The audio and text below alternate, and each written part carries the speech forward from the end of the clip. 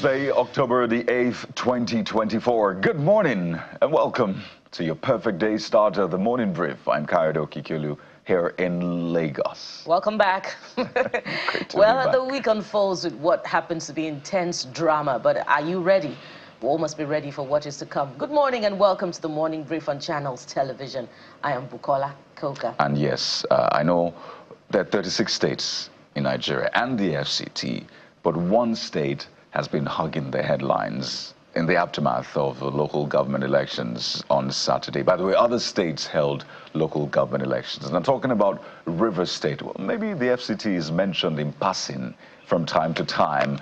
But my concern today is, so Rivers State is hugging the headlines, not for the right reasons, obviously.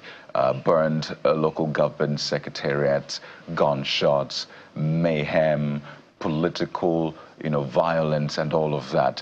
And I'm asking myself, when would we have a time when states will be competing to outdo themselves in terms of economy, in terms of human capital development, in terms of education, and those will be the stories hugging the headlines. Those will be the stories that the leaders in the states, from the governors to local government chairmen to past governors and all of the senators, House of Reps members, when would we get to that time that will be their priority, not just the back and forth, usual back and forth when it comes to political power? I really look forward to that day when today it's Osun State doing great things with tech and AI, and Zamfara says, hey, we have something coming as well. AI version 2 is what we're working on.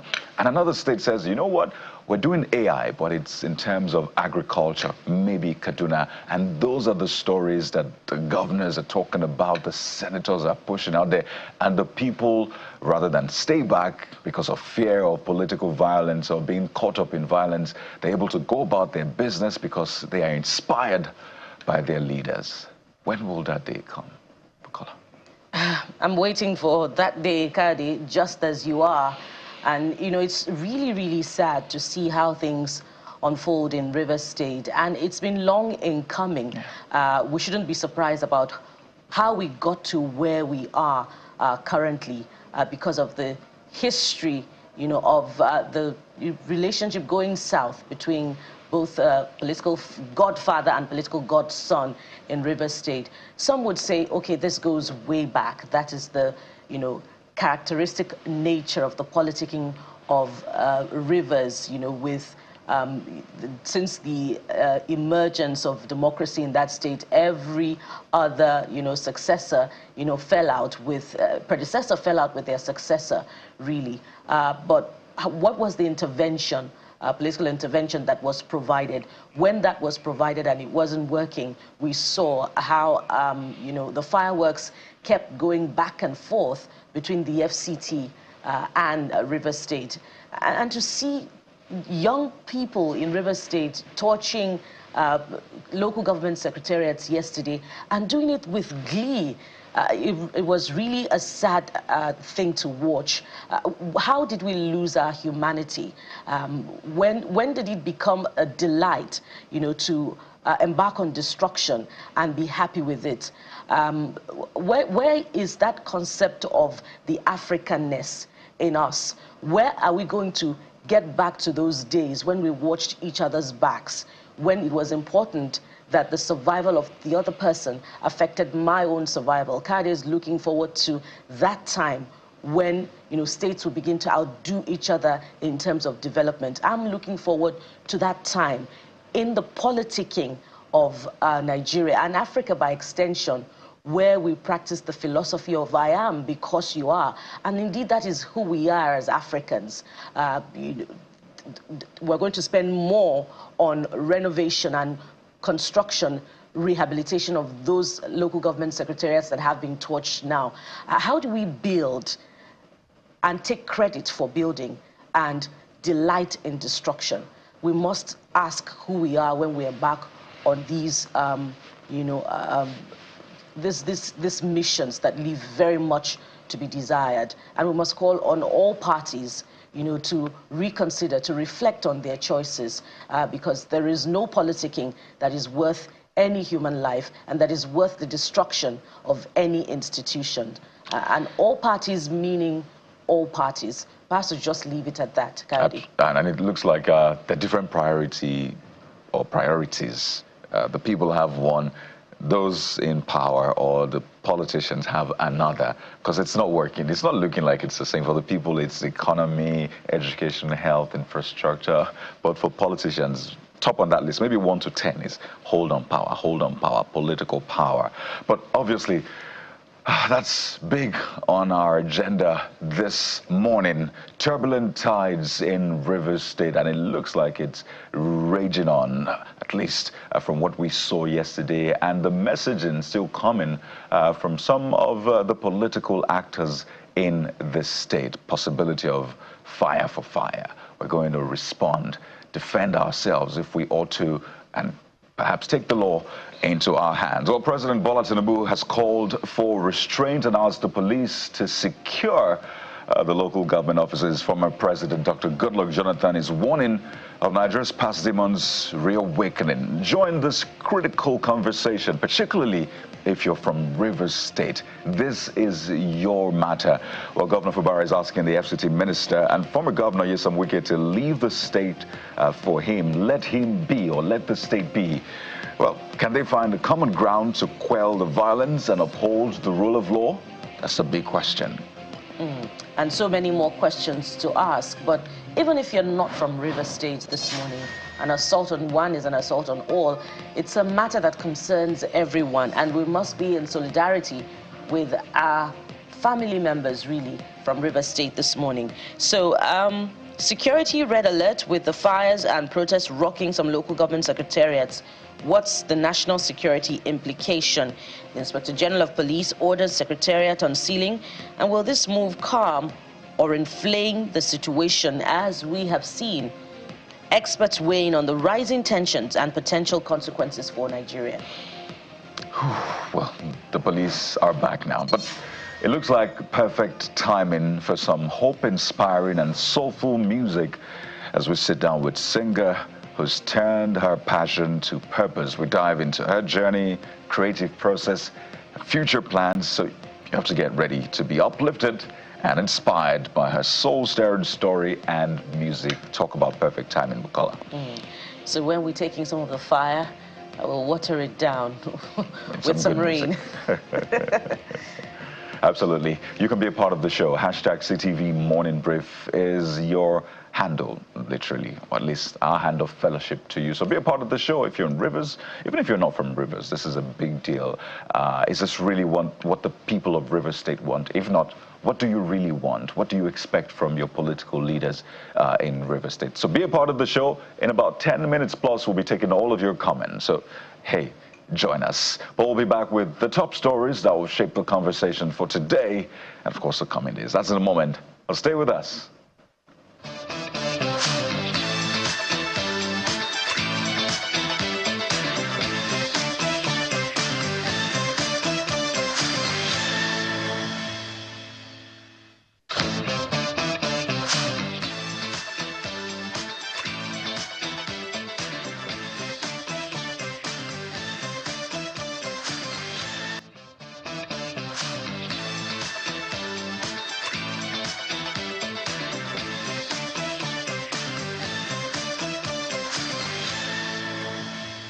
In Rivers State, where the political crisis there has boiled over with the burning of 3 local government secretariats from Eleme to Ikwere and Emowa local government areas, all of them suffering varying levels of arson as some thugs set the buildings ablaze. It was understandably a busy day for the Rivers State Governor, Siminalayi Fubara, who denies any involvement in the destruction of the Secretariat. The governor noted that he sounded the alarm on Sunday evening when he swore in the 23 newly elected LG chairpersons in the state, saying some aggrieved political actors had mobilized to destabilize the peace of the state on Monday.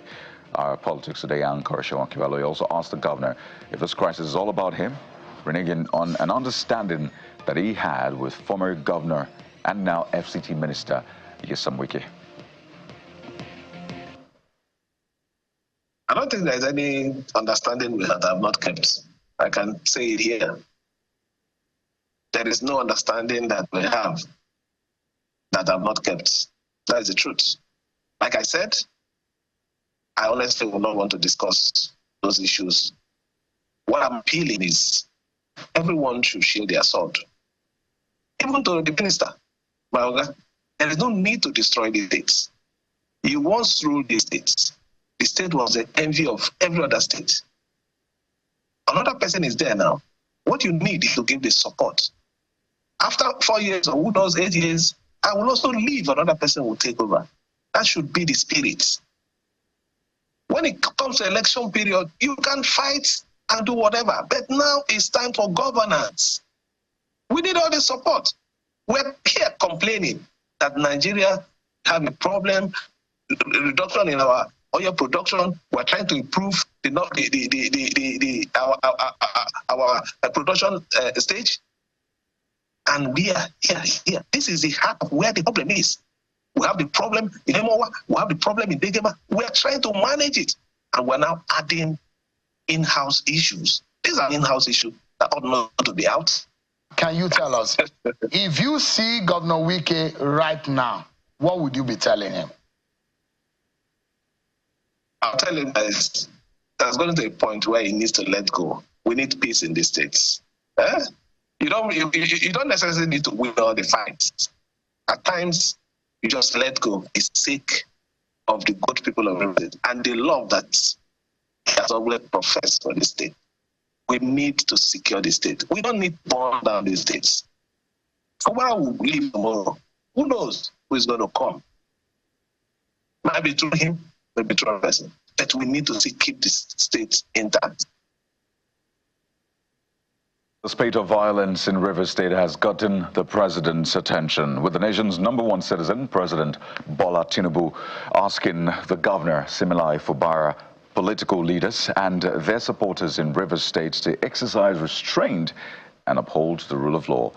In response to recent tensions following last Saturday's local government election, the president expressed deep concern over reports of arson and explosions in the state. In a statement signed by the Special Advisor on Information and Strategy, Bayo Onanuga, the president urged all political actors to de-escalate the situation and discouraged their supporters from engaging in violence or destructive actions. President Tinubu also directed the police to restore and maintain peace, law and order immediately, and emphasized the need to ensure the security of public institutions. He stressed that self-help has no place in a democratic system, especially after 25 years of continuous democracy, insisting that the judiciary can settle all political disputes, and the outcome of this election should be no exception. Well, earlier on, Governor Fubara had assessed the extent of damage done to the Secretariat of Ikwerre Local Government Council in Isiokpo, one of the ones torched. The inferno burned office equipment, shattered glasses, files, chairs, tables, and as you can see, a van, as well as other consumables. Ikwerre was one of the local government areas where unidentified men set buildings ablaze as the newly elected council officials were to assume office. The Ahoda local government secretariat was, however, untorched, but it did experience its moments of tension and, well, uncertainties.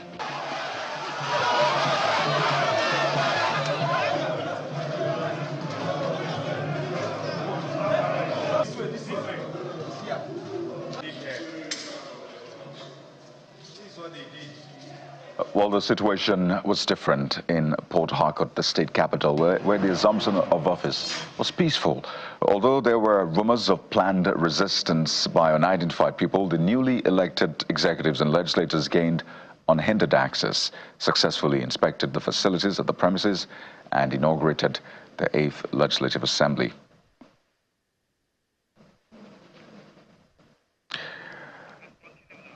There you see the People's Democratic Party, PDP, and the All Progressives Congress, APC, in Edo State carried on with their differences at the INEC office, as both parties visited with different motives. While the PDP says INEC has denied access to inspect BVAS machines used in the September 21st governorship election, the APC says it is protecting the electoral umpire from alleged attack by the PDP.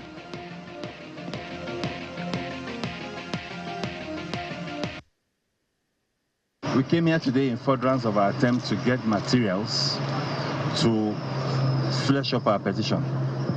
pursuant to a court order received on the 29th of September 2024.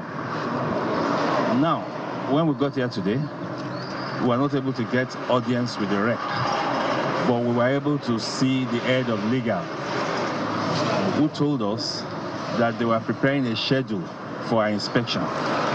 We have not been able to inspect today. We have not been able to have access to our beavers machines to conduct interrogation of SIM with our team. So where we are right now is that we are told that whenever a schedule is ready, we'll be contacted by INEC. Time expires on Saturday for us to file this petition. Today is Monday. I don't think I need to say more. All the great youths that come from every local government to ensure that there is peace in this place. And we are going to ensure the security. You are listening to me? Yes. We will not allow Obaseki to invade this place. This place, this state, God has spoken, the people have spoken, that the next governor of Edo State is distinguished Senator Monday Okpebholo, and my humble self as the deputy governor of Edo State.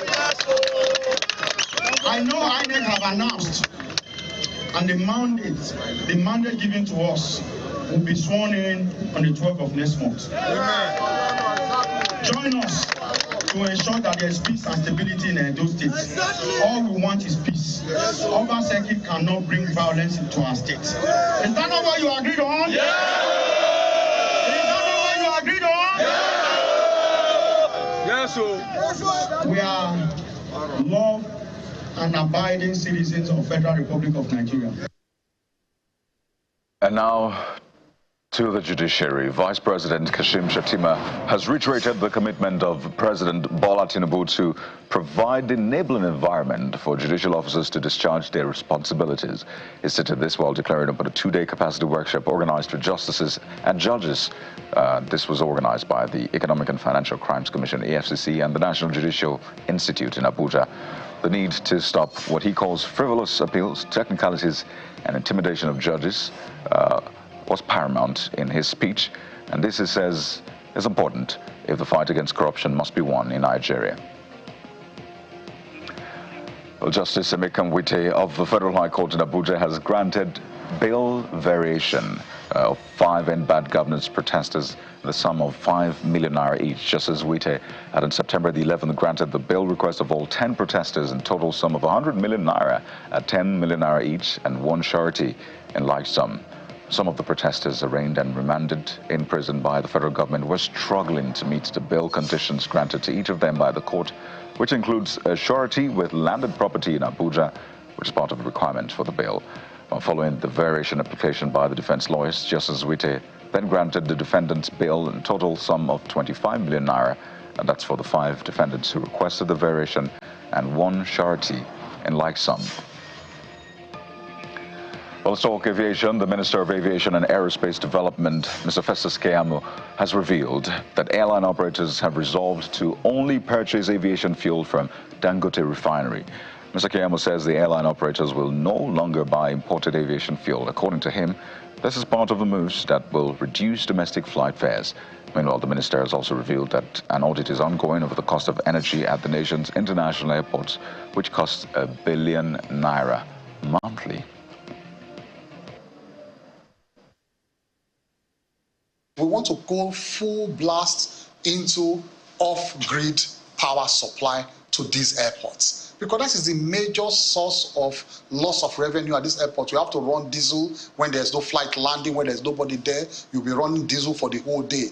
Big generators, buying diesel and all of that, paying electricity bills. We need to look at going off-grid. And now we are fully ready for that, to go to, use solar to run these airports, so that we don't have to pay these high bills already. We are doing far more than 1 billion for Lagos, far more than 1 billion for Abuja. We run the generators, overnight when there's no flight. 1 billion a month? More than, yes. I'm making it open to the Nigerian people. We'll spend $1 billion a month. For power. For power? Yes, for power. At the airports? Yes. Individually? Yes. It's open secret. And I'm fighting it. the airline operators of Nigeria recently, with my blessing, they just met. And let me give you this expo. I'm sure maybe they have not revealed it to Nigerians. There's a decision by the airline operators of Nigeria, with my push and my blessing, that they should only buy from Dangote Refinery, the Jet A1.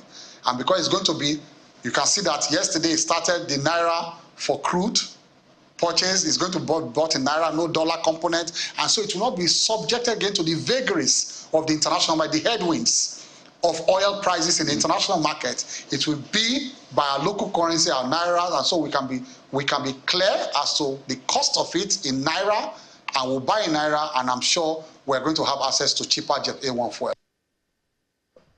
Well, staying in that industry, oil prices edged lower in early Asian trading today as traders took profits following yesterday's surge to a one-month high. The earlier price rally was fueled by fears of an escalating conflict in the Middle East. The market's response comes as fighting in the region intensifies. Iran-backed Hezbollah fired rockets at Haifa, Israel's third-largest city, whilst Israel appears poised to expand its offensive into Lebanon. Well, this development follows a year after the Hamas attack on Israel that sparked the ongoing war in Gaza. And speaking of that war, Israel has held ceremonies to remember the victims of the mass killings and abductions carried out by Hamas on October the 7th last year against the backdrop of continuing fighting in the Gaza Strip and Lebanon. A year on from the attack that saw some 1,200 people killed and 251 taken hostage, Israeli Prime Minister Benjamin Netanyahu vowed to stop such an assault happening again, saying Israel's armed forces were changing the security reality of the region. Since October the 7th, nearly 42,000 people have been killed during Israel's offensive in Gaza. That's according to Hamas-run Health Ministry. And to sports news, LeBron James and Bronny James made NBA history by becoming the first father-son duo to play together on the same team during the Los Angeles Lakers preseason game against the Phoenix Suns. Bronny, on his 20th birthday, entered the court during the second quarter in a 118-114 defeat by the Suns. Never before had a father and son played in an NBA game of any type, including preseason, at the same time. LeBron scored 19 points in the night with 4 assists and 5 rebounds, while Bronny went scoreless during his 13th-minute run, finishing with 2 rebounds and 4 turnovers. What a delight to see. But those are the top stories at this hour. What have you been saying about these stories and other trending issues? Bukola joins me now to give a lowdown of those trends. Hello again, Kayode. Well, the rivers of many troubled waters is overflowing its banks, and it seems to be unsettling many near and far, not just those in River State, but across Nigeria, and Nigerians are talking about it. It's dominating conversation.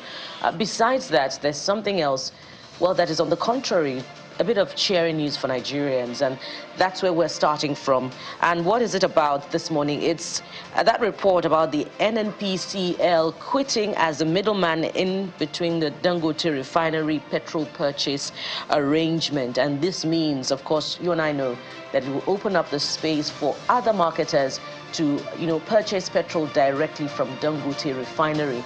And, expectations are high about what pricing would look like because of that revelation initially before NNPCL came into the picture, that the price from Dangote was 766 naira, I believe, per litre. So what will it look like in the coming days with port charges eliminated, all of the landing cost conversation also eliminated? So Dross Daily is the first writer this morning, and they say, wow, this is a game changer.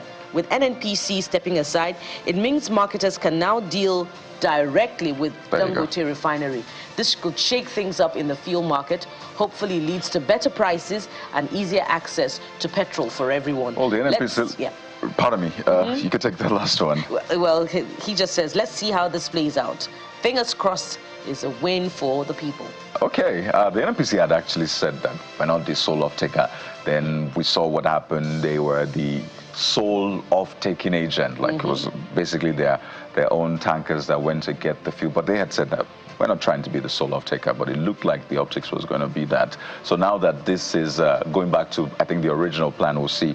But I should say that there's been no clarity yet, really. There's still some sort of waiting game, really. And, you know, speaking of optics, Kadi, we saw pictures emerged of their trucks at Dangote refinery, you know, waiting to load, or perhaps they had loaded. We are not quite sure. I think they got, actually. Yeah, and we've asked time again, have those products hit the market? Well, questions at NPCL. Well, service _delivery says, my concern is that Dangote refinery is said to currently be producing only about 70% of Nigeria's total petrol consumption daily. I don't see how that quantity can save us from the current fuel queues and hike in price. We understand that Dangote is able to even produce much more. So fingers crossed again to see how that plays out. I believe that they're able to meet at least 70% of the country's petrol consumption per day. 650,000 barrel per day refinery capacity. That's huge. Yeah. Well, speaking of something that is taking a huge chunk of maybe the news output in Nigeria, the Rivers political situation, and that's where we're headed right now. Well, you, of course, have seen us report back-to-back what's playing out in Rivers State, but let's hear what you have been saying, particularly with the invasion of those secretariats by some thugs. And King Azi speaks first this morning. They say this is not a good sign at all.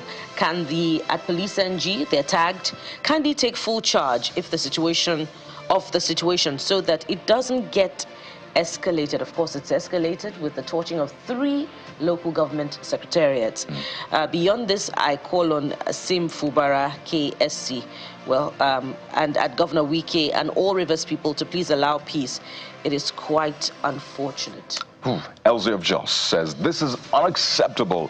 We're complaining lack of funds and still hiring thugs to destroy infrastructure that will still require government funds to build back. Yeah. So it just paints the picture very well. So clearly, a lot of people do not value, maybe because they don't know what goes into the funds coming out in the first place. These funds are as a result of the sweat of Nigerians, taxpayers' money, the wealth of Nigeria, which is not free. A lot of people think it is free. No, it's not free. It was given for a purpose, and a lot goes into it. We're meant to translate it into development. So there's no free money in Nigeria. Forget that. Certainly not. People throw it away anyhow. There should be no free money. So when people don't understand that, they go on doing things like this. You know, perhaps to give a vivid picture, it's probably money from the VAT that you pay from your transactions. It's probably money collected from, you know, the ports. It is taxpayers' money deployed, you know, to construct these infrastructure. And it's the collective commonwealth of Nigerians. And it must be protected by all, leader and follower, especially elected and the appointed. Very interesting things played out yesterday. We woke up to the police asking, the IGP asking the police to withdraw from the local government secretariats. But we went to bed with President Tinubu asking the police to now secure the local government secretariats in Rivers State. So people are reacting to those who woke up this morning, let's hear what you have to say about that. Just shows how things are moving really fast. Truth has no side, as the first user saying. So if the president does not order the police to provide security, the political police, come on, won't know that its primary responsibility is to protect lives and property. So I can imagine this user aligns with the view of the governor of Rivers State and the newly elected local government chairman, some of them who have described the police as political. But the IGP has said the police is not political and they only act based on law. But the jury's out there. Quite piercing there. And Mega Mixer is the next person. And they speak in similar tone, Kadi. So Mega Mixer says, should the president have to order the IGP before he does his job? Was he given a contrary order before? What a country. So the Police Public Relations Officer in Rivers State should answer this, and the IGP should answer this as well. So let's understand another moving part in this, the courts. So we had a court in Rivers asking that the election should go ahead and there should be protection, right? And then a federal high court saying police, DSS should not provide protection. And that's why the police withdrew. So the police put out a statement saying we're law-abiding. We acted based on that court judgment. And moving forward, now that the election has being conducted. No need staying at the secretariat. So when the user asks about the order, just to put that part in context and to raise the issue around the conflicting But court we must judgments. also capture what happened to be the pattern of the policing in River State during Election Day. At the start of Election Day, we saw a deployment of police officers right there at RCEC office in Port Harcourt. And we also heard reports about voters who complained that police came to a particular polling unit to intimidate them and, disrupt the voting process. And at that particular polling unit, we saw ballot papers on the floor. So that we must means also the police capture was deployed. And other people who voted in River State also talked about the very gaping absence of policemen on the streets on Election Day. So mixed bag. The police was protecting in some sense and not protecting in another. In some sense. Well, let's tell you more about this one. Mazichuk's is next. Says, but I imagine you meant to say, does the police need to be reminded of their responsibilities? I think that should be the next one. Tola should be the next one now. So you can go ahead and take Tola's comment. No, let's take this one. Does the police need to be reminded of their responsibilities of ensuring law and order in all parts of the country before they'll perform their constitutional duties? Every day, happenings in this country will give you one reason to question the kind of people occupying this space. So the police is getting a lot of fire, a lot of heat from the people. Well, we have time for the last speaker, and Tola says, why did IGP openly announce the withdrawal of police officers today in the first instance, even after the governor of the state alerted him of plans by some opposition to resist resumption of the newly elected local government area officials to their offices across the 23 local government areas? If indeed the president is neutral in this matter, the IGP should be queried. And indeed, during the swearing-in of the 23 local government chairman, we had the River State governor hinting about some planned attack and that, they should be peaceful and be wary of what was to come. So that was some intelligence, really. And if he's the chief executive officer in charge of security in a state, he should have been working in cooperation, collaboration with the main security institution in the state. But was that the case? But understand Evidently, this as well. A lot of the things that he has said is to the contrary. And you can go back and watch our interview with him on Politics Today, our sister program, later on. So there's been a lot of back and forth, saying one thing and then saying another thing. And it's the same with the police, saying withdraw from the secretary, president saying going back. But then the governor saying, well, we don't need the police. We don't have to have the police anyway to hold this election after that judgment was given. So the optics is we don't need the police at that point. And now they're asking for the police yet again. So there's a lot of, and I think there's enough to go around across board. And we've said it here time and again, particularly the guests saying, nobody's holy in this one. Everybody has their own fair share of the blame to take. And it's important that the people understand this and maybe not take sides at this point. The only thing you should take sides with is good governance. Whoever is delivering good governance. The progress of River State. Exactly. That should be where everyone queues behind. Allow the politicians do their thing. If it's wrong, call them out. Absolutely. The security officials, if you're doing wrong, call them out.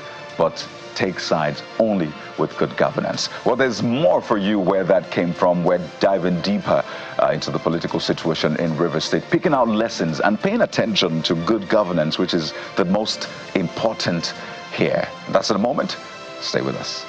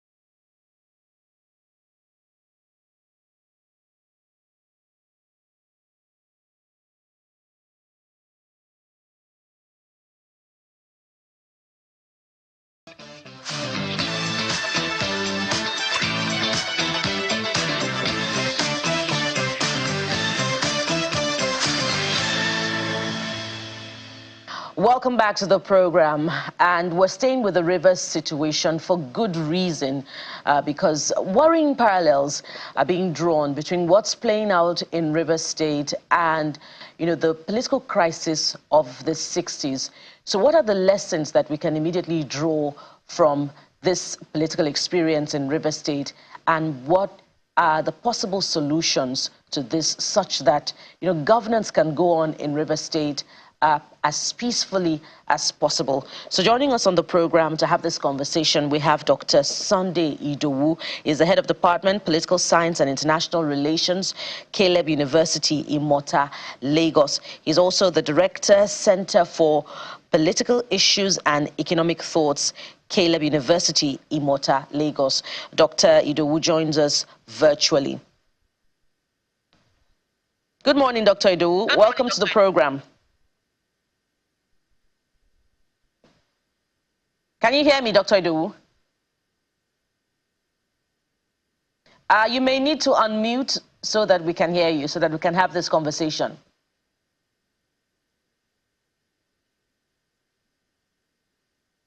All right, it seems that we're having connection challenges through to Dr. Idowu, but we hope that that can be resolved as much as possible.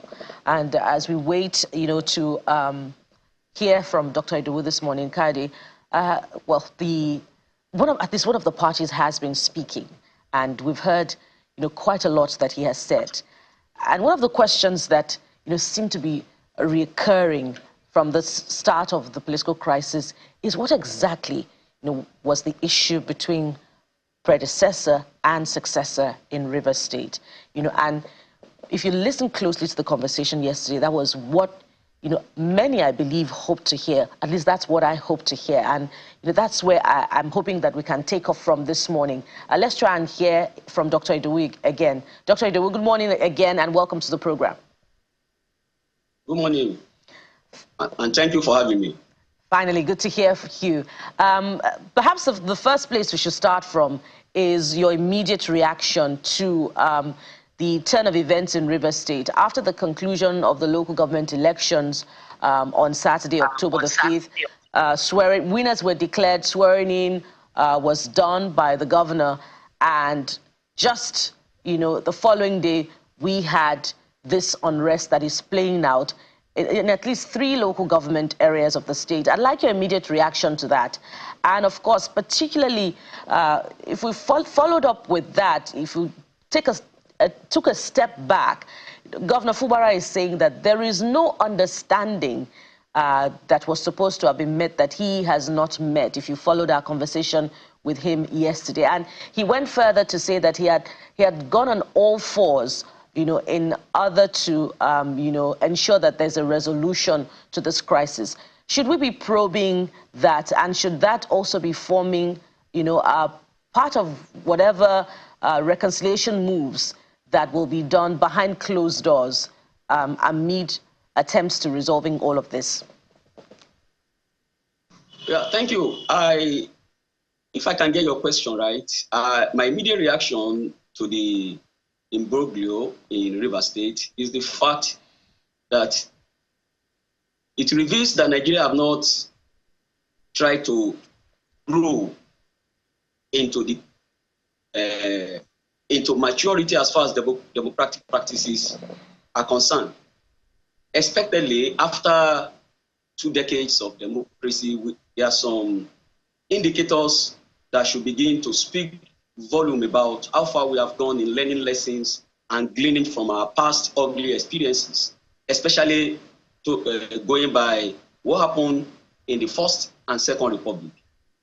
But with the experience in Rivers State, one thing that has become a recurring decimal has been this crisis between successor and predecessor. The concept of godfatherism has played out in a huge way in river politics. And attempts by both parties or sides to rationalize their neutrality, to justify and often pontificate their rightness has been one of the things that cause or make that issue to continually degenerate. For instance, as you have stated, the must come out to say that with his predecessor. And I think that may be difficult to believe because nobody will appoint you and labor and do everything possible to make you to succeed in without having some minimal level of understanding, either expressly or unexpressly. There must be some level of agreement between the two parties on how issues will be resolved, what the expectation of the godfather will be after his godson assumes office. And if this particular issue is not given both political and legal solution simultaneously, it will be difficult for us to see a peace here in river politics. This will be a bad signal, not just to Nigerian politics, but to the good people of Rivers State, because the burning of local governments experienced yesterday is a clear signal that the anger of the parties have not towered. It means they are still broiling, that they were not able to have their way. And in such instance, it will be good for stakeholders, especially the neutral elders, because I've seen that we have polarized opinions among elders in Rivers State, both political and cultural elders now. If this has not come to play, it would have been better for elders to weigh in and call both parties together and find an amicable solution to this issue. But as it is now, a neutral set of elders, possibly outside Rivers State, may have to come in. For instance, former President Goodluck Jonathan said that it is a worrisome situation, and therefore he tries to play neutral. So I think he will be in a better position to lead the vanguard of mediators that will weigh in into that issue to resolve that particular knotty area. Because if this is not nipped at the bud now, as I'm talking to you, it will portray a high level of political rascality in Rivers, especially in the area of the local government election that has just been conducted will become unnecessary because the governance itself, the purpose for it, will be defeated in the long run. So, be that as may, I think the river politics needs both the local, the state, and the federal intervention politically, so that the issue of the legal side can be taken care of after the politics that brought about the raw feathers has been resolved. And one would wonder if, former President Goodluck Jonathan had not intervened behind closed doors prior to this time, and if he had done so, why didn't it lead to, an amicable resolution of the conflict? But as you reflect on that, Dr. Idowu, let's also think about, how elections have been concluded in 2023. Winners have been declared. In fact, litigation issues have been dispensed with, and governance is moving on as planned in all the 36 states of the Federation and the FCT, I believe. But people are asking, what is different about Rivers State? What is different about the political character of the politicians in Rivers State? And why are we having this, having Rivers as an exception with this kind of unrest? Well, Bukola, if I heard you well, I don't think there's anything too special about river politics. It's just a typical of Nigerian politics. What I can just say is that other states are trying to avoid this kind of scenario because they felt people would be unwilling to take side when it comes to issue of their welfare. Because Rivers State in the 90s during the Obasanjo regime was characterized by banditry, sort of. I mean, a kind of groups, liberation groups trying to fight for resource control and the stuff. And you discover that when Jonathan came in, he was able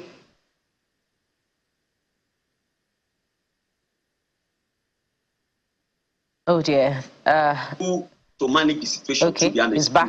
But one thing we should not, okay, one thing we cannot forget that the people of Rivers State cannot dissolve that grouping among the youths.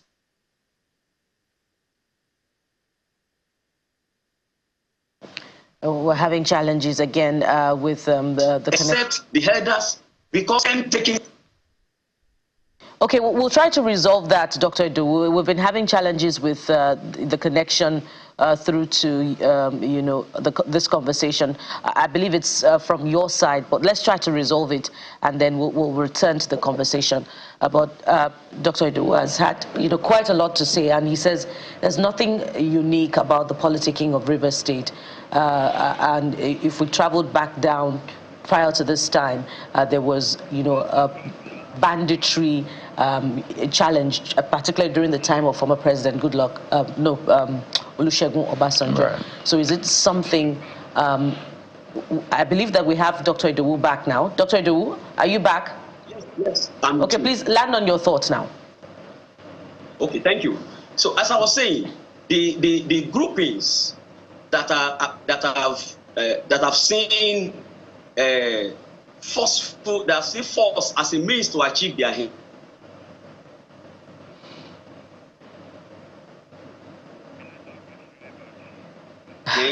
Needs to be subsided. River politics. There is this tendency of among the youths trying to showcase their political dexterity through the use of force, and that is not helpful to the politics of the state. So I think beyond the open politics that we see, there is need for river people to go back and make people to understand that democracy is about negotiation. Democracy is about give and take. Democracy is about consensus. Therefore, it is not everything that will resolve through confrontation. And they must begin to embrace dialogue. When that is done, it will be difficult for godfatherism and political alignment and realignment to take violence dimension in Rivers State. So that's one of the things I think the river people must also put into consideration. Well, I'm glad you talk about the Rivers people, and I wonder how much of prominence they give themselves in all of this. I think for the average Rivers person, they might think, well, all the power, all the responsibility in all of this should go to those in power. And I'm talking the governor, the FCT minister, and all of the other players, the local government chairs, the former local government chairs, those in the House of Assembly. But maybe they forget that power is meant to be for the people, at least of the people. You then cede it to those in power. But these things have been happening for so long, right? And you've reiterated that it's almost like the more things change, the more they remain the same. So how do we break... Right, so how do we break this cycle and ensure that the people whom power belongs to really take that power and say, this is how we want the power to be used? I hope you catch my drift, Doctor.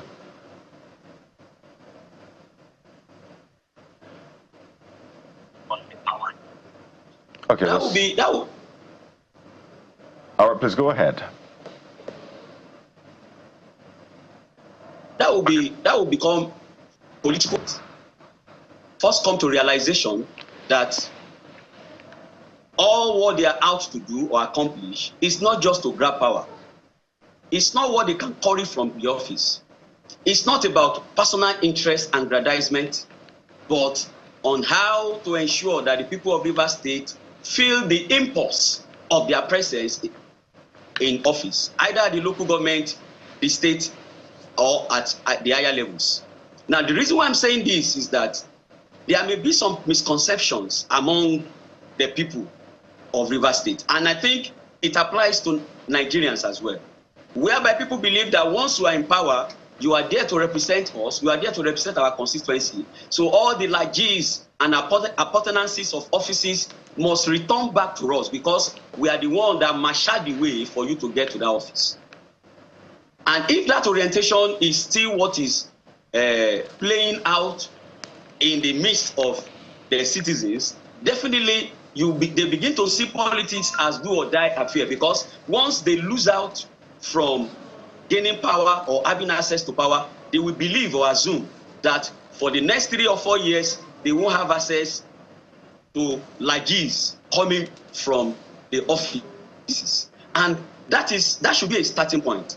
And I ask myself, the political alignment, political divisions in Rivers State, those who are taking the frontal line, those who are leading those groups, what are they doing to actually make people to understand that they are not there just to give them what they can have, but to give the people the service that they desire? Because if you are an elected person in Nigeria and you refuse to service the people back home, I tell you sincerely, you may not likely return back to that post. So they need to go back now and possibly organize a statewide campaign that anybody that wants to access political office must come with the mindset that is coming not to represent his only constituency, but to seek the welfare and promote good governance that will benefit the entire populace of the state. So I think with that will go a long way to cause good governance to replace godfatherism and politics of representation of our interest or community. So if I get you correctly, Dr. Dowo, are you saying that the people are actually responsible for this in some sense? Are they getting the kind of governance that they're actually asking for? On the one hand, are you saying that they are the architect of this destiny now that has become theirs for the past few decades? Is that what you're saying, that the people are actually active participants and accomplices in this? Yes, to some extent, that's what I'm saying, because once you have without a follower, a leader cannot function. It is when you have those who are giving you pat at the back that you begin to get motivations to forge ahead. And when you look at this scenario, you can see the number of people that came out to protest. You ask yourself, where are they coming from? They are the same citizens and indigents of Rivers State. You see the people that went out to vote. They are the same citizens of Rivers State. Now, why everybody is trying to adhere to his sentiments or try to take side according to their own understanding of the scenario, we still have some neutral personalities in Rivers State. And those neutral personalities are those that are now looking at the issue from only singular perspective of good governance. And those people cannot have or access the benefit of good governance except there is a coalescence of the forces, the raging opposing forces. And in that sense, it's just like when two elephants fight, it's the grass that suffer. And I must be sincere with you. Those that are backing the two sides up, they are doing that because they want to ensure or guarantee that their own benefit did not elude them.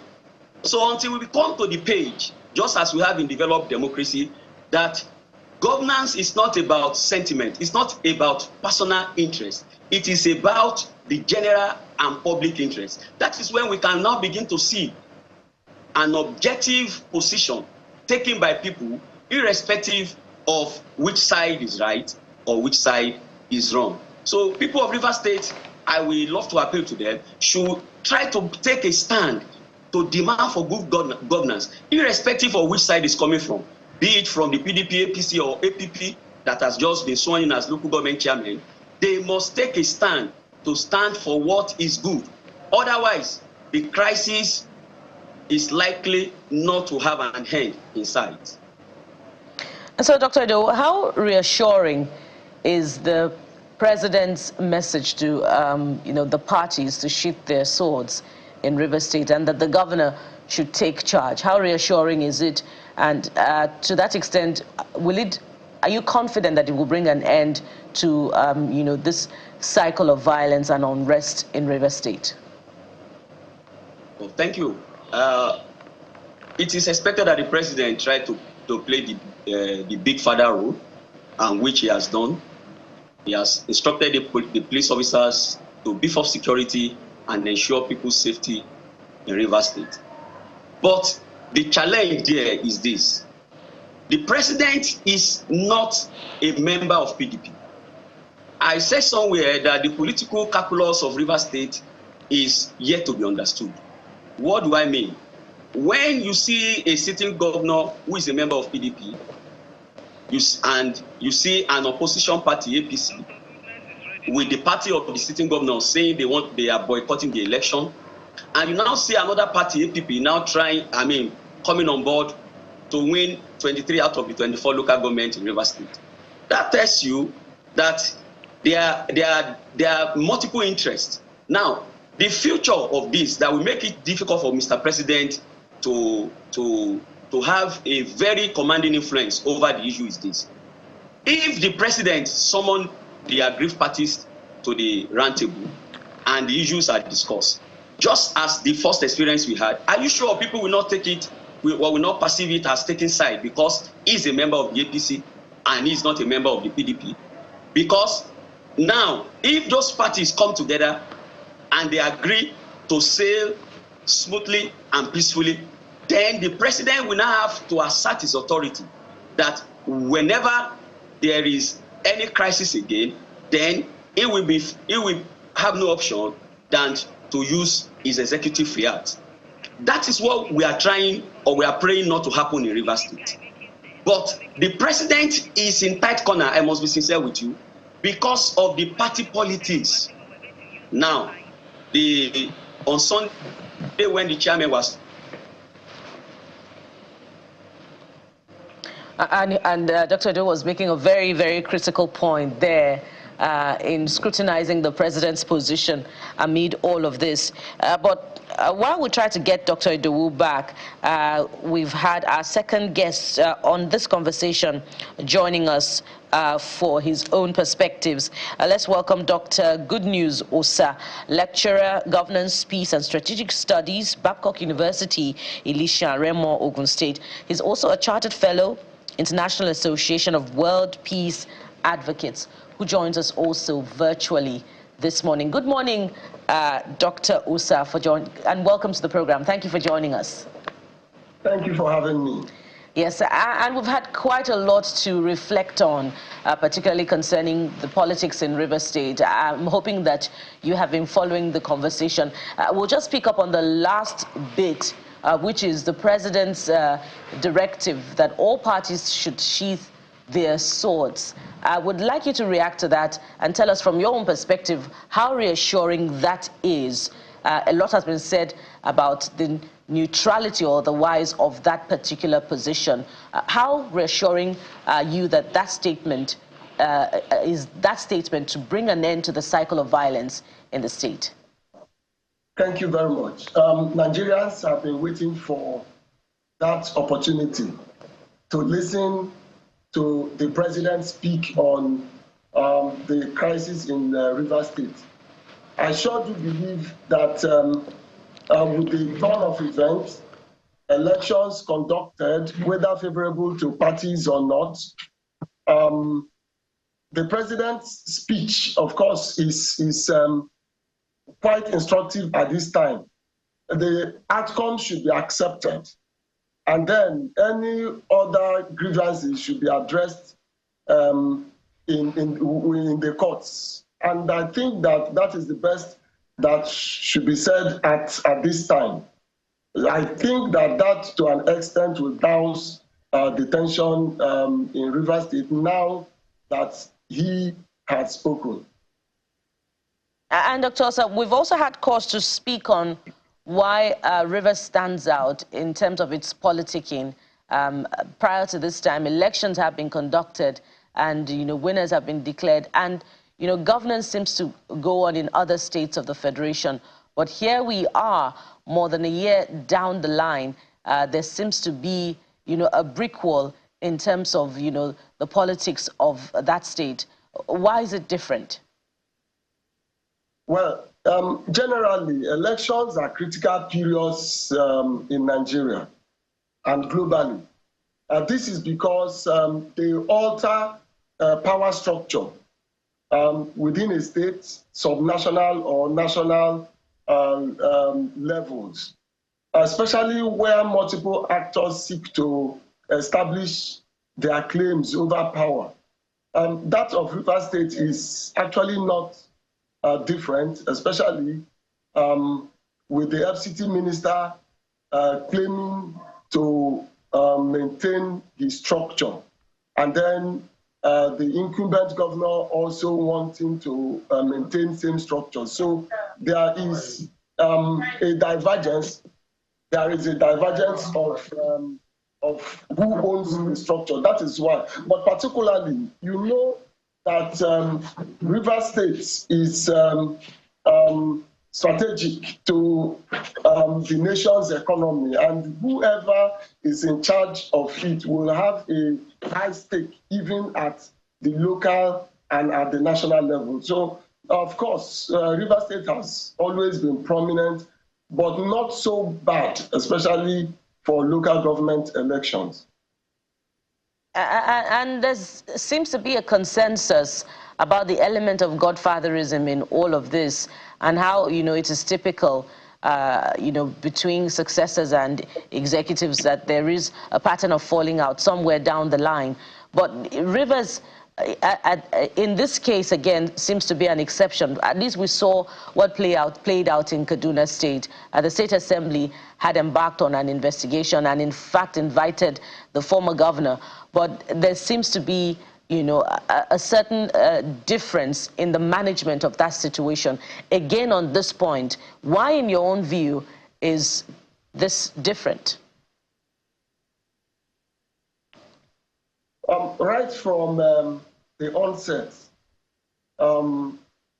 the former and present governors had disagreed, especially as we are told over who maintains the structure. Granted, the governor is the godson of the FCT minister. He brought him in, and of course, one will expect some level of loyalty. From what we have heard, the initial executive committee members were said to have been handed over by the governor, by the former governor. They worked, and then shortly, they started resigning one by one. And then the issue of defection from the PDP to APC came up.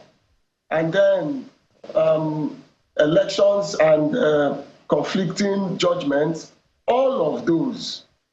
But whichever side, I think that the FCT minister has nothing to lose.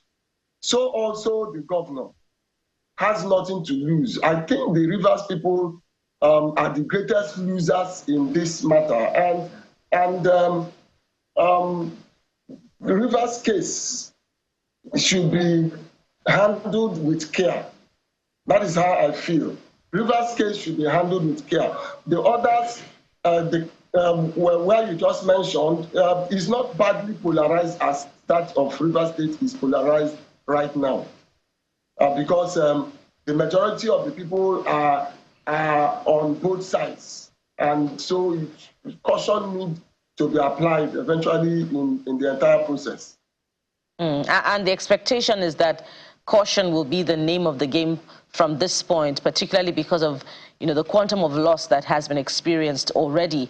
Let me take you back to Dr. Idowu again. Dr. Idowu, you were talking about the role of the president and how it seems as if amid the circumstances, you know, whatever he does may be, you know, viewed, with some level of scrutiny. I'd like you to land on that point before we, go on to the next point.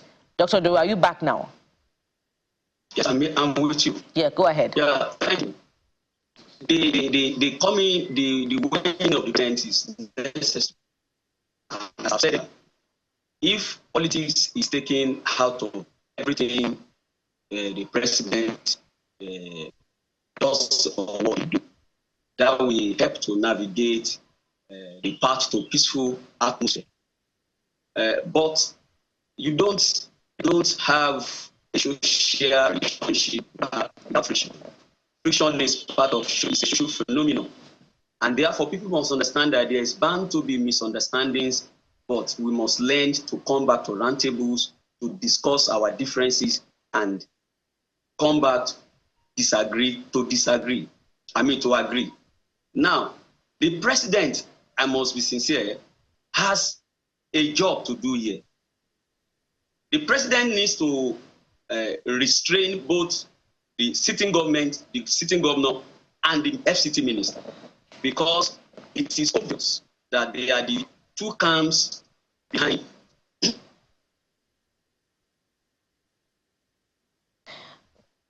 It appears as if we've lost connection through to Dr. Idowu yet again, but we definitely must anchor at this point.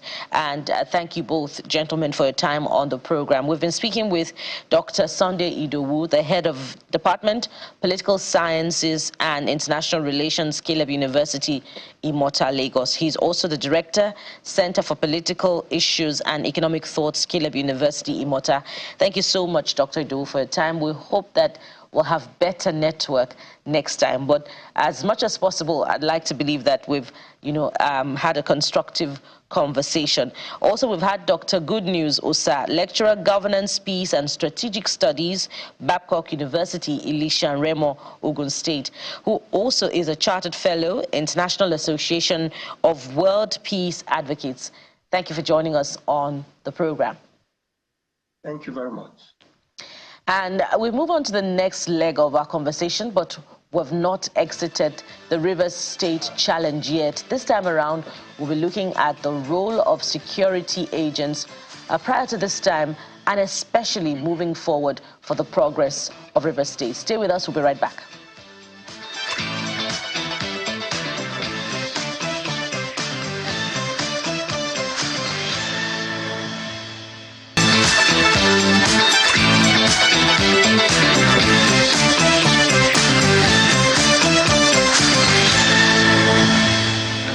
One of the fallouts of the political crisis in Rivers State, and indeed anywhere, would naturally be insecurity. And you need a security of lives, property, if there needs to be any semblance, or there will be any semblance of development. So we're taking a look at the peculiar state of Rivers State, and we'll draw inferences across the country. We're joined by a security expert, Dixon Osaji, who's MD Debris Protection Services. You're welcome to the morning brief, Mr. Osaji. Thank you. I know that you've been watching Rivers State for different reasons, Subject right? of interest. Exactly. And I'd like to begin from the police bit of this, because that's police is responsible primarily for security. Yeah. We know the peculiarity of Rivers State. There was a Rivers State situation before the political crisis came on board, right? The governor was talking about the situation in the oil-rich region, how oil production has dropped as a result of different activities, and we know some of the former militants and all of those backgrounds, right? But now, the police bit of this, which I want you to speak to, is first occupying the local government secretariat, then the IGP. They had occupied it earlier on, where we had the caretaker, chairman coming up, and they occupied to safeguard the place. And the caretaker chairman were working from home, in that sense, at that point. And then the court came and said, do not participate in this election. So the police said, okay, we will not participate. But eventually the election was conducted again, and we saw the activity of police or otherwise in that one. Eventually, the IGP told them to withdraw, and then we saw what happened. And the president told them, no, go back.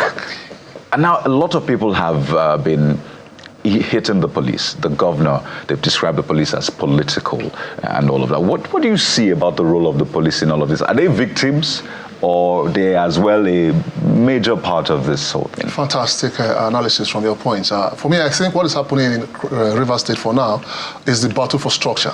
The battle for structure, because is the police also battling for structure? I wouldn't know. The battle for structure, which the police are supposed to, come up and take good care of that incident in Cross Rivers and River State. It's a disturbing situation, because what I've seen and assessed so far is that the two parties, or the warring parties, are creating crime window. And when you create crime window, what you expect is what we saw yesterday, gunshots from some local government and political unrest. That is the detrimental aspect in creating a crime window. And the whole essence of policing is to ensure they anticipate this incident and, carry out some factors, putting factors in place to ensure this incident don't happen. You rightly said that the police were, first of all, occupying that very area, and the local government chairmen were sworn in, and they vacated that very environment. The next day, these criminal activities struck. The same day, actually. Yeah. Same day they that tells you that there's a failure in the area of crime anticipation from the area of police. They should have anticipated the incident, and that is why sometimes what you need to do as a police officer, what the IGP should be doing, is to ensure, because they have the constitutional right to protect the Nigerian people, and when you have the constitutional right to protect the Nigerian people, you don't just go and stay or go and relax. What you do is to carry out threat perception, anticipate the threats within that given environment. Look at the scenario playing out in Rivers State, carry out threat analysis, carry out a risk analysis of that environment, and ensure that, hey, how do we project mitigation factors so that things don't go wrong? That is policing duty. It's not for you to just be reactionary or be responsive. It's for you to be proactive. Yeah, for security agencies, what is usually the most important consideration? Is it politics? Because again, they operate in the context of politics. There are two people who are fighting for, imagine two people are fighting for a position, right? And they see one has federal power in that sense. One has state power. I don't know which power past power in this sense. So what is usually the most important factor that security agencies consider before giving orders and acting? Is it political consideration? Is it security of lives and property? People-centric. Right? Which one is usually first for them? Because it looks like there's some confusion, mixed signals. Do we protect the political interests? Do we protect institutions and the people? So which one? How do they make their decisions from what you know? Professionally, the people come first, and that is why the Constitution has mandated the policing system. They were established under the Constitution to protect the Nigerian people. That's the ideal. That is the ideal. Okay. And when you start taking a departure from that constitutional responsibility, that means you're taking side. That means you are afraid of your office. That means you are befriending one or two persons which you are not supposed to be, because the police should be friend to nobody but friend to all. If you are friend to somebody and not friend to all, then you are being partial in the area of your policing duty, and you be certified to be an unprofessional officer. So for me, I think the Nigerian police should be very careful, because they've had their image being damaged for a very long time, and they should start looking at their reputational capital, because for so long the image of the Nigerian police has been brutalized, and that's why they came up with this the police is your friend ideology or terminology.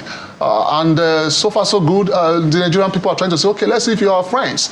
And the happening in Rivers State is seriously disturbing. The whole world is watching. Even the incident that transpired yesterday, the burning of that very area was. I saw it on international news. Sorry, someone from abroad sent it to me. I was sitting in Nigeria. I didn't know what was happening in Rivers State. That tells you that whatever is happening in Nigeria or any part of this country goes around the world, and it affects the country's sovereignty. It affects our capital, our reputational capital, and also the Wike himself. I think, for me personally, I would advise him to take a departure from what is happening in Rivers State. He's been so blessed from this great country, Nigeria, being a two-time governor. I think former minister as well, and now presently a third-time governor in FCT, and want to be fourth-time governor in Rivers State. I think that would not go to fly. He should first of all, maintain his reputational capital and political capital, because I can see what is happening now is self-destroying his political capital and reputational capital in the area of greed, in the area of love for power, and in the area of interference in governance. the president should call him to order. And that is the truth. The president should not release any statement saying people to share their sword. Nobody's sharing sword here. There is a constitutional governor in place, and that governor is in charge of the security of that state. Whoever interferes in the leadership of that state, I think, should be called to book. And the IGP must invite the FCT minister and say, hey, enough is enough, because I'm in charge of the security of the people of this great nation. The IGP should fear no one except being loyal to the Constitution of the Federal Republic of Nigeria. And I think as far as the role of the police is concerned in Rivers State, the conversation may be inexhaustible, because if we put it in proper context, prior to this time, some months back, political stalwarts in Rivers State had complained, that some of their activities were being disrupted by the police. I recall some of those reports came through from Rivers State. And ahead of this election, the local government election, we also saw, that federal high court order stating that the police should not provide security for the election. But the night before, in an event where, tempers flared and we saw Governor Fubara, condemning the action of the police, they released a statement saying that they foiled an attempt by the police to gain access to the RCEC office in Rivers State just the night before the election. So the question is, can you say, that the police in Rivers State has, put in place the primary concern of security of lives and property above all other consideration in dispensing its duty in Rivers State? You see, Sir Robert Fields, the founder of modern-day policing, says the absence of crime best proved the effectiveness of policing during his 1829 policing reforms in the United Kingdom. We draw measurements, as analysts, we draw our measurements from the absence of crime. And when you see things like this happening, like the incident that happened in Rivers State, it's also going to be credited to the effectiveness of the policing system, which states very clearly that they failed in the area of protection of lives and property. Because so one would think, or a sane person would want to, put one or two together and say, hey, maybe the police is complicit. How come you pull out in the morning and the criminal element struck in the afternoon, or you pull out some few hours ago and this criminal element struck? Is there a call for you to pull out? Then, secondly, judicial shopping is disturbing. Our judicial system must come to the drawing board and ensure they have a unified system of, granting judgment, or whatever the case may be. For example, if I run to Cross River State to go and obtain a judgment, I should be able to see from the system if this case has been instituted somewhere else. And if the case has been instituted somewhere else in Sokoto, for example, I will send these people back and say, hey, this case has been instituted somewhere else in Sokoto or Lagos State. We will not hear this case or listen to this case. But from that directive from the judge that granted that judgment that the police should not provide security, I think it's an abuse to our national security. I strongly believe maybe the judge did not go through the prayers of the people who came before him, because if he had gone through the prayers, a sane person would not want to say, hey, don't provide security. The opposite side of that is that let them kill themselves, let them go and die. Everybody should be at risk. And the police should not even take such kind of judgment, because the police are not liable to the court in the area of life and properties. It's only when the police action is being queried in the area of use of force, justifying the use of force, or the measurability of the use of force, or maybe inaction of the police, then the court can query them. But they cannot authorize the police not to protect lives and property. The police duty is to assess situation, ensure that things don't go out of hand. Because the truth is, if things go out of hand, their officers and men will pay with their life. The military will pay with their lives. So why jeopardize the life of the officers and men and not putting the right perspective? I think that order is a wrong. The action of the police is a wrong. And this should not be happening. The president must ensure that he step in. Because, in Nigeria, we are very good in centralizing our problem. In the sense that if anything is going on wrong, in Lagos State or Kaduna State, all blame goes to Abuja. So the president must also remember, if anything goes wrong in Rivers State, all blames will fall to Abuja. Now, in calling out all parties in this matter, we saw that same night that I referenced, when the Rivers State government complained about an attempt to take possession of the RCEC office. The governor saying that the election must hold, we do not need security in Rivers State. But after this attack, there's been a sort of U-turn with the governor requesting security. The question is, what would security now look like in Rivers State particularly after this turn of events? Image is very important. The Nigerian police and other security agents must also remember that their image is very important. You see, there was an advert, I don't want to mention the name. Someone was doing an advert for a particular brand, and his action and behavior goes against that brand, and the brand withdrew the authority from him to, represent them. Now, if our police and security agents are not careful, Rivers State will be in a state of mess. Rivers State is a very, very, very lovely state. Beautiful people, great people, brave people, and also they are contributing to our national development in the area of GDP and resource control and resources as well. So if anything goes on wrong in the Rivers State, I tell you, like I already talked about criminal window, the police must try to ensure they shut down that criminal window, anticipate the crime in progress or whatever the case may be. Then for the election, an election took place that very Saturday. It was peaceful. And how come during election we experienced peace and post-election we experienced violence? That tells you that some people are aggrieved with the processes. Some people are also not happy with what went wrong. That is love for power. And they are not putting the Nigerian state first. They are not putting the Rivers State first. What they are putting first is their interest, is their own self-enrichment. So right. I think we need to start bringing people to justice. So whether or not they're mixed signals, the police should do what it ought to do. Exactly. No matter whose ox is gored. I don't know how many arrests have been made, because there's been a lot of crime committed, and you'd expect that all these cells will be full right now. People being arrested as a result. Who's going to arrest them?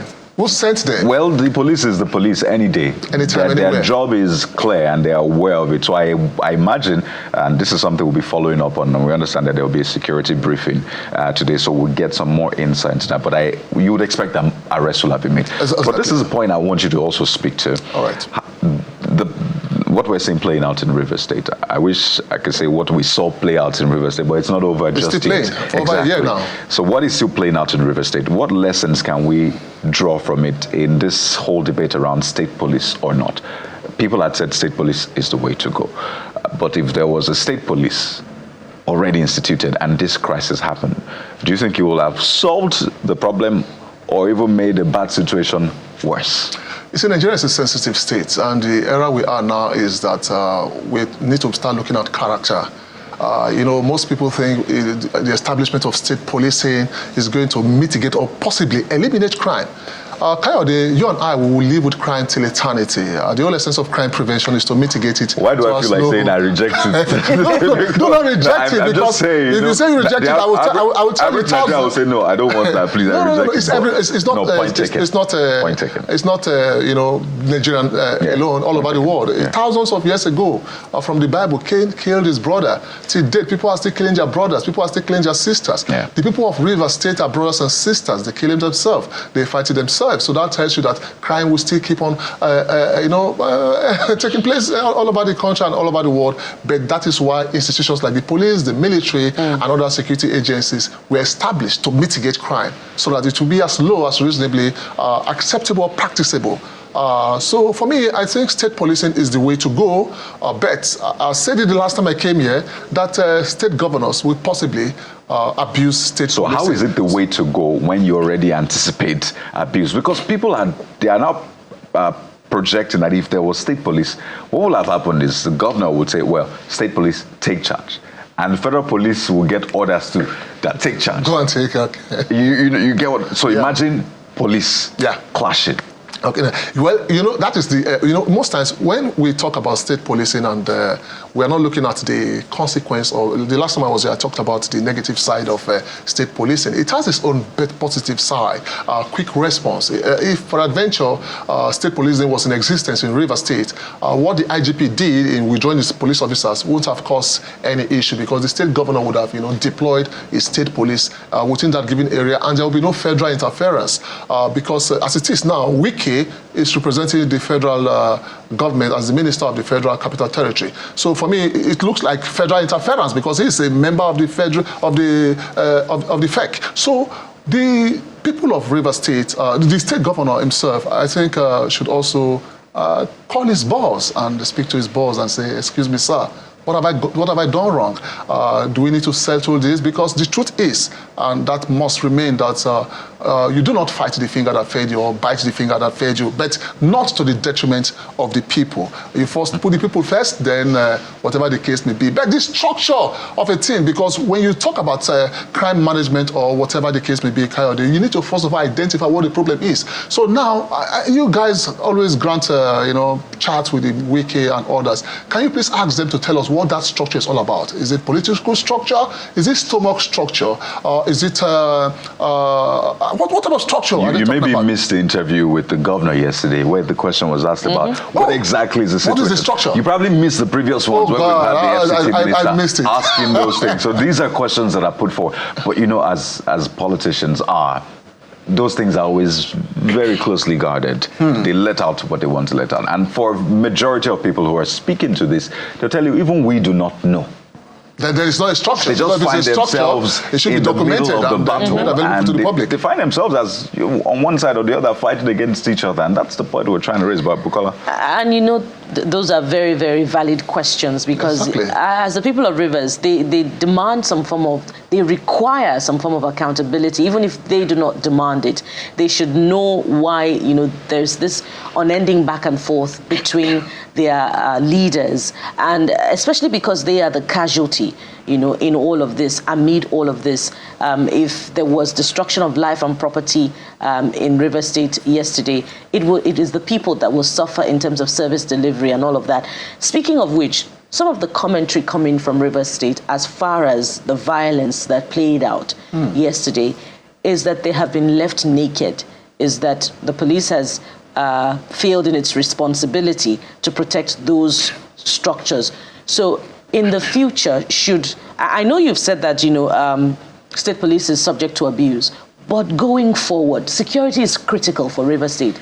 Should the state be reflecting on its choices for state policing, developing some form of security guard, if the assurances from the federal police force is not, cast in stone? Fantastic question, Bukola. But one thing we need to understand and address for the purpose of our national integrity is that we need to call our politicians to order. What happened in Rivers State yesterday is a clear indication that the state of insecurity in Nigeria is being orchestrated and motivated by our political elites. Because the marital bliss between politician and talks is a subject of national emergency. How come do we have punishment on this hand from our national institutions, and we have politicians, motivating and instigating talks to go and commit crime? Then crime flourish. What they are doing is that they are certifying crime. They are telling the people that, hey, it's okay to commit crime. And when this incident is over, most of these politicians pull back, and these people they made use of in destroying lives and property, committing arson, will fall back to criminal activities. And that is one of the major problems we're facing in this area, the certification of crime. Our leaders must understand that there's a country called Nigeria, and whatever they do lives after them. And they must not forget that this country needs to breathe. And if this country must breathe, they must stop patronizing talks. They must stop patronizing talks. If you keep on patronizing talks, most of these guys will now take the path of terrorism, and that is where we are today. Well, Mr. Osaje, we have to anchor at this point, but all our eyes on Rivers State, as well as other states. Rivers of blessing. If your state is doing great stuff, we're coming there as well, but we have to thank you once again, Dixon Osaje, security expert. I like that, Rivers of blessing. Rivers of blessing. Amen for your to that. time on the show. Thank you. Thank you for having me. We'll take a moment now. When we return, we'll give you some breather, really. He said, let Rivers breathe. So we'll bring some much needed soulful music, something to inspire you. That's the moment. Stay with us.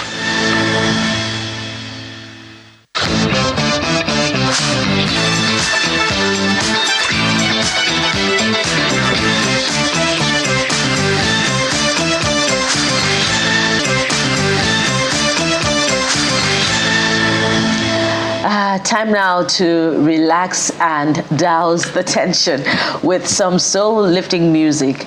And what better way to have it than to bring in, that songstress, someone that can also help to ease the tension. And of course, to celebrate her achievement and success in the music industry. Let's welcome Bimbo, Bimbola Arowoshelu to the program.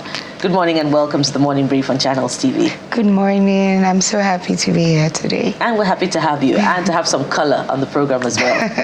Thank you very much. Okay, so let's start. What? There's no color here. Maybe you put on some color next time, Kadi. Okay. But you guys look so beautiful. Thank you, right? Yeah, thank you. I'm not sure what color this is, but it's colorful color. Yes, it is. But you get the point. I do, absolutely. Okay, so let's start. Walk us through your journey as a musician and, why music? Why this career path? Okay, I'll just try to make it very short. So, growing up, I realized anywhere I go, I hear music and I can't stop singing and dancing. So I actually started with dancing. I used to tutor kids in schools, choreography and the likes. Then I jumped into singing professionally at the age of 18, thereabout, and I started making money from it from that age, doing secular music then, and it was what the wow. Live music was good, and it's been beautiful so far.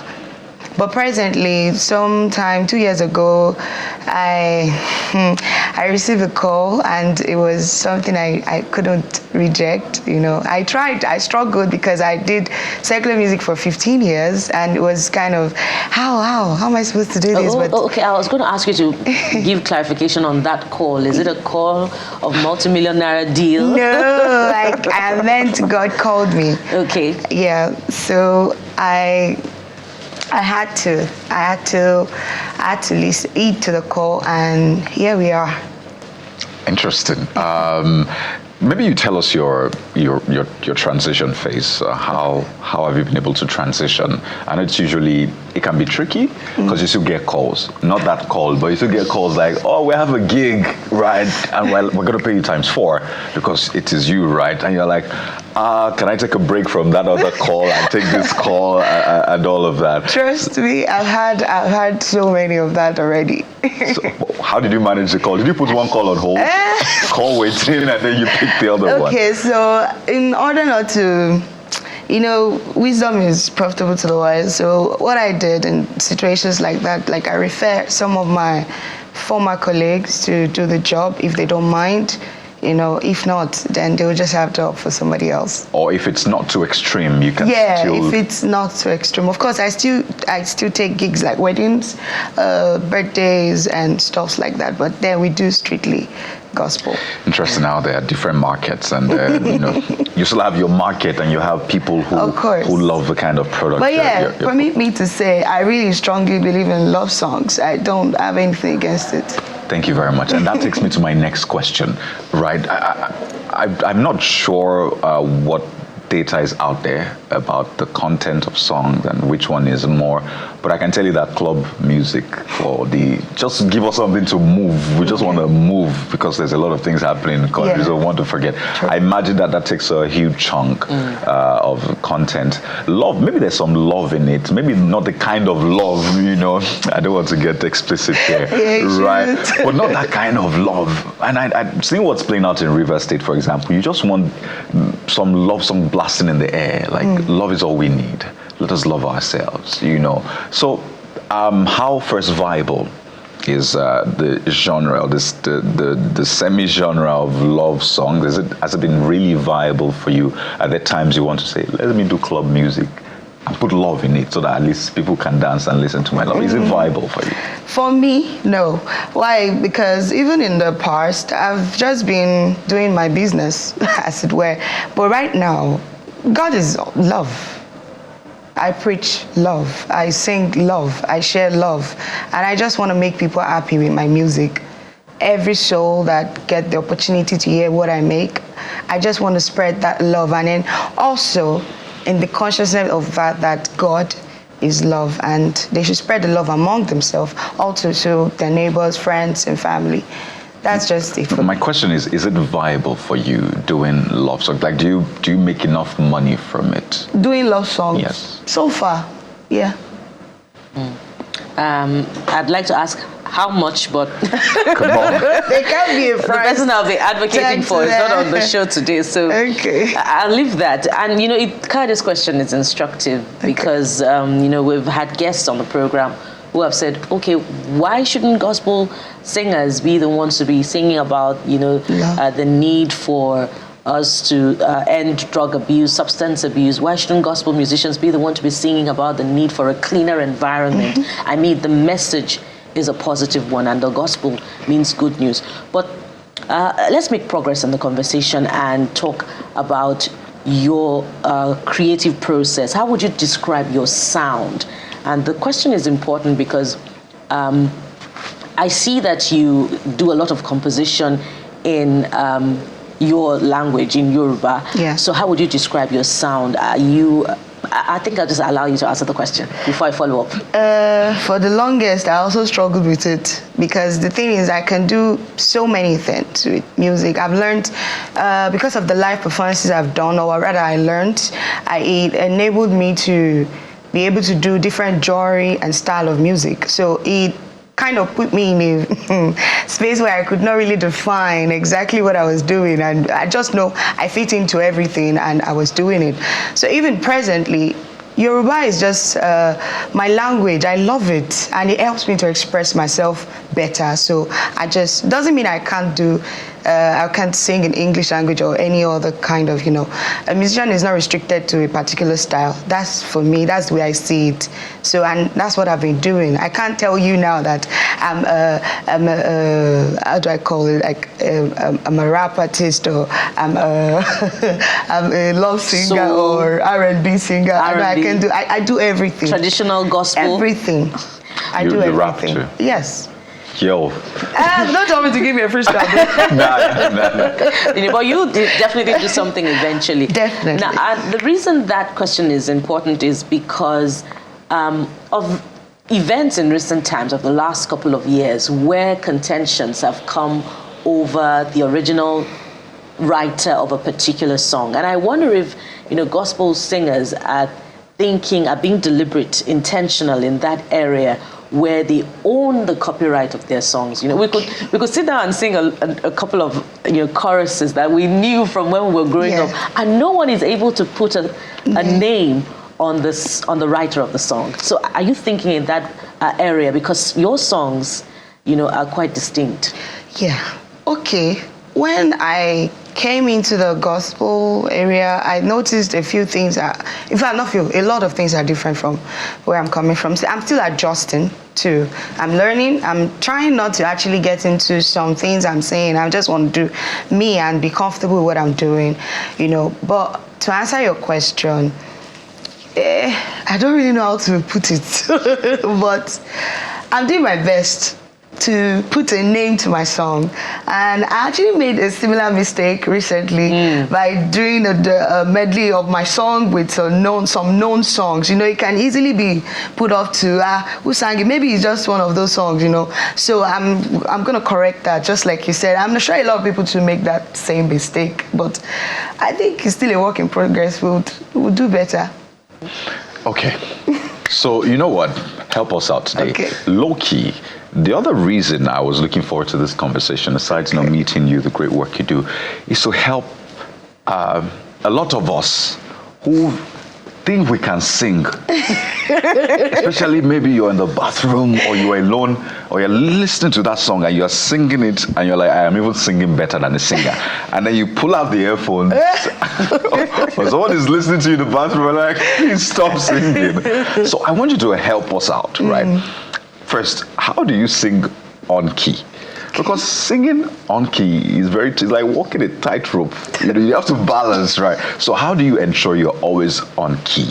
What is a rule? Maybe you can run us through the tonic sulfur. Okay. Basically, how do you do that? Help us out. I'll try Because to we're in the majority. You people are the minority, so help us. I'll try to make it as simple as I can. Okay, so I used to say I'm a vocal coach as well. I tell my students everybody, I believe everybody can sing. It's just some of us have some kind of melodic sound, unlike some people. So to stay on key, it's a matter of practice, consistent practice. You don't wake up one day and magic is happening. Even those that are actually born with the dream, or with the gift rather, they still have to brush it to make it so they can actually be consistent in their delivery. So how do you stick? What do you do? Do you run the tonic? Exercises. Can you walk us through? I'm speaking for billions of people out there. Okay, so that is trying to get free coaching. No, this is not for me. Okay, well, this is for me and my people. Okay, you could do some warm-ups like do re mi fa sol la ti do, do ti la so fa mi re do. Let's try to do that That's together. basically the most basic exercise. Okay, can we do it together? Okay. All right, so teach. Do re mi fa sol la ti do. First. Okay. Do I have to sing on that key that you're singing onto? Yes. So, Bukola, are we going to do it together? We could. All right, let's do it. Do. Good. Re. Mi. Do I have to gesticulate like you? Mi. Fa. So. La. Ti.